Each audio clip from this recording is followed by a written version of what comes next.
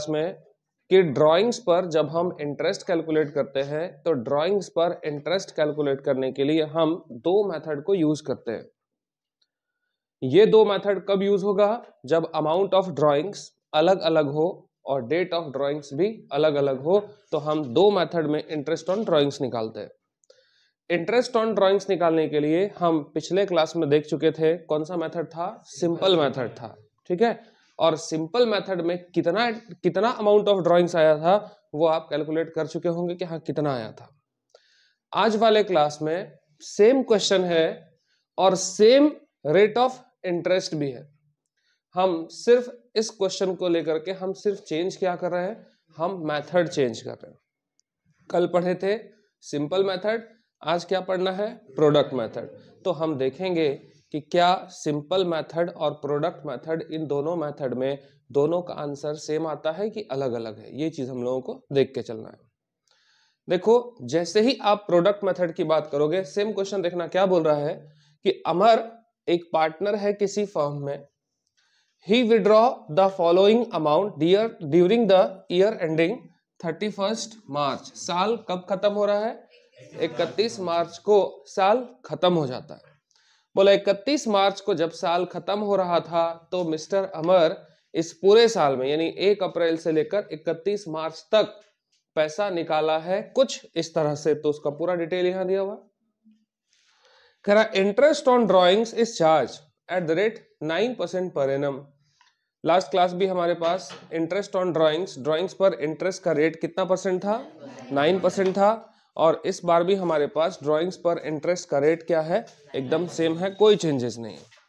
सिर्फ हम एक बार देखने की कोशिश करते हैं कि क्या दोनों ही सिचुएशन में ड्राइंग्स का जो इंटरेस्ट है वो सेम आता है कि नहीं आता है। मेथड कौन सा यूज कर रहे हैं हम लोग? प्रोडक्ट मेथड, ठीक है। जैसे ही प्रोडक्ट मेथड यूज करोगे, इसको हटा लेते हैं, इसी को सॉल्यूशन तैयार कर लेते हैं। क्वेश्चन तो याद हो गया होगा। देखिए, प्रोडक्ट मेथड में जैसे ही क्वेश्चन तैयार करेंगे तो हम लोगों को कुछ कॉलम ड्रॉ करना पड़ेगा। हमारा पहला कॉलम डेट था कि पैसा कब निकाला गया। डेट के बगल में अमाउंट कितना निकाला गया,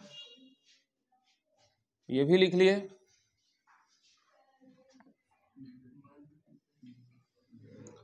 इसके बाद हम लोगों का कॉलम क्या था? Period up to 31 March, same वही रहेगा।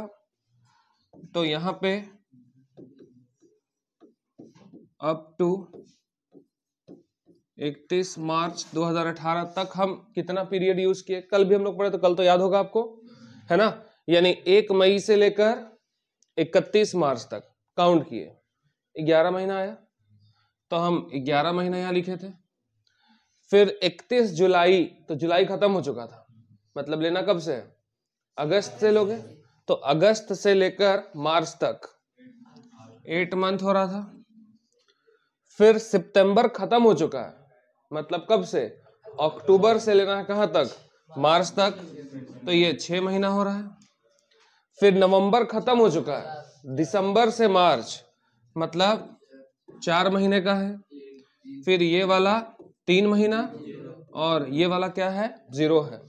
अब 0 को हम किसी से भी मल्टीप्लाई कर ले, किसी से भी डिवीजन कर ले, इज इक्वल टू रिजल्ट क्या आना है? 0 ही आना है। तो मतलब ही नहीं बनता। अब प्रोडक्ट मेथड और सिंपल मेथड में थोड़ा सा चेंज कहाँ है? देखो, अब इसके बगल में अगर हम सिंपल मेथड यूज करते थे तो डायरेक्टली हम यहाँ इंटरेस्ट निकालते थे। अब यहां हम लोगों को इंटरेस्ट नहीं निकालना है, हम लोगों को प्रोडक्ट निकालना है। प्रोडक्ट इज इक्वल टू क्या होता है? अगर आप इस अमाउंट को पीरियड से मल्टीप्लाई कर दीजिएगा, यानी अमाउंट को अगर हम मल्टीप्लाई कर दें पीरियड से, तो इज इक्वल टू क्या निकलेगा?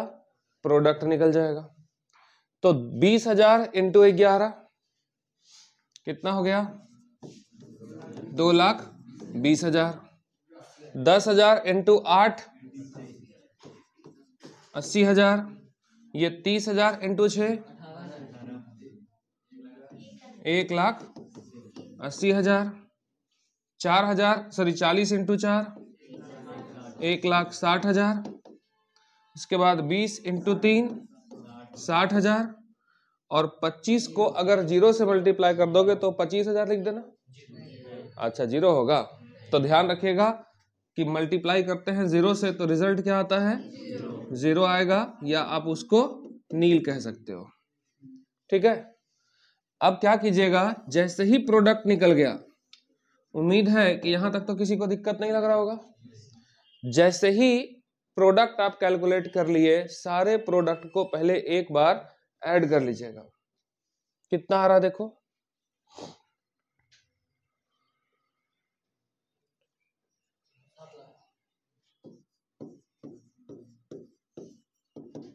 जब हम सारे प्रोडक्ट को ऐड कर दिए तो हमारा टोटल प्रोडक्ट कितने का आ गया, 7 लाख का आ गया, टोटल प्रोडक्ट निकल गया।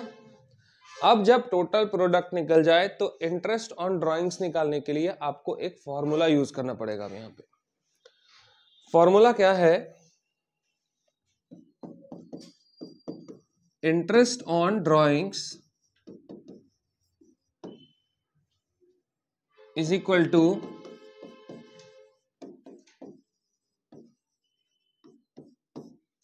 Total product. टोटल प्रोडक्ट कितने का हो गया, 7 लाख। रेट अभी आपके पास कितना था, 9%, तो total product into rate, rate का मतलब रेट बाय 100 होता है, या रेट का मतलब रेट ही होता है बाय 100, तो रेट हो गया आपका कितना, 9%। और ध्यान रखना है कि यहाँ इंटरेस्ट निकालना है मंथली, तो हम 1/12 से डिवाइड करेंगे, तो इज इक्वल टू आप कितना कीजिएगा, 1/12। ठीक है, इज इक्वल टू तुम्हारा आ जाएगा 5250। और अगर कल वाला क्वेश्चन सॉल्व किए होंगे तो आपका अमाउंट ऑफ इंटरेस्ट 5250 ही आ रहा होगा, ना इससे ज्यादा आ रहा होगा ना इससे कम। समझ गए बात को? मतलब आपको इस क्वेश्चन में देखने के लिए क्या मिला कि चाहे हम बाबू प्रोडक्ट मेथड यूज करें, चाहे हम सिंपल मेथड यूज करें, मेथड हमारा कोई भी हो, लेकिन अमाउंट ऑफ ड्राइंग्स एक होना चाहिए, तो इंटरेस्ट ऑन ड्राइंग्स भी क्या होगा, सेम हो जाएगा। अब अगर एग्जाम में आए, मान लीजिए आपसे इस तरह का क्वेश्चन दिया जाए और आपसे पूछे कि इंटरेस्ट ऑन ड्राइंग्स निकालिए, तो अगर डेट ऑफ ड्राइंग्स अलग अलग है और अमाउंट ऑफ ड्राइंग्स भी क्या है, अलग अलग है, तो ऐसे में आप कौन सा फॉर्मूला यूज करेंगे, सिंपल मेथड कि प्रोडक्ट मेथड? तो कहने को तो आप दोनों यूज कर सकते हो, लेकिन अगर एग्जाम में मेथड ना कहा जाए, मेथड स्पेसिफाई ना हो, तो ऐसे में ध्यान रखना है कि हम लोगों को प्रोडक्ट मेथड ही यूज करना है। इसका सबसे बड़ा कारण यह है कि आपके एग्जाम में आपको कैलकुलेटर अलाउड नहीं होता। सिंपल मेथड में यहां आपको क्या करना पड़ता है, बार बार इंटरेस्ट कैलकुलेट करना पड़ता है, तो वहां मल्टीप्लाई और डिवीजन बहुत ज्यादा होता है। तो बिना कैलकुलेटर के मल्टीप्लाई और डिवीजन करने में आप हो सकता है कि बुद्धिमान होंगे, लेकिन मिस्टेक होने का चांस थोड़ा ज्यादा है। यहां आप खतरों के खिलाड़ी बनोगे। लेकिन इसमें देखो मल्टीप्लाई कर रहे हैं तो प्रोडक्ट निकल रहा कि नहीं, डिवीजन के कंपैरिजन में मल्टीप्लाई करना ऐसे अंकों को आसान होता है कि नहीं होता है। इसलिए आप प्रोडक्ट मेथड करोगे तो फटाफट मल्टीप्लाई कर लोगे, और यहां डिवीजन करना तुमको कितनी बार है, एक ही बार ना डिवाइड करना पड़ेगा। लेकिन अगर हम सिंपल प्रोडक्ट लेते हैं तो ऐसा ही कैलकुलेशन तुमको यहाँ क्या करना होगा, बार बार करना पड़ेगा। इसलिए एग्जाम में अगर मेथड स्पेसिफाई ना रहे तो हम लोगों को ध्यान रखना है कि किसी भी सूरत में हम मेथड लगाएंगे कौन सा वाला, प्रोडक्ट मेथड लगाएंगे। हाँ, अगर कह दिया कि सिंपल मेथड लगाओ, प्रोडक्ट मेथड लगाओ, तो फिर हमको क्वेश्चन के साथ जाना है,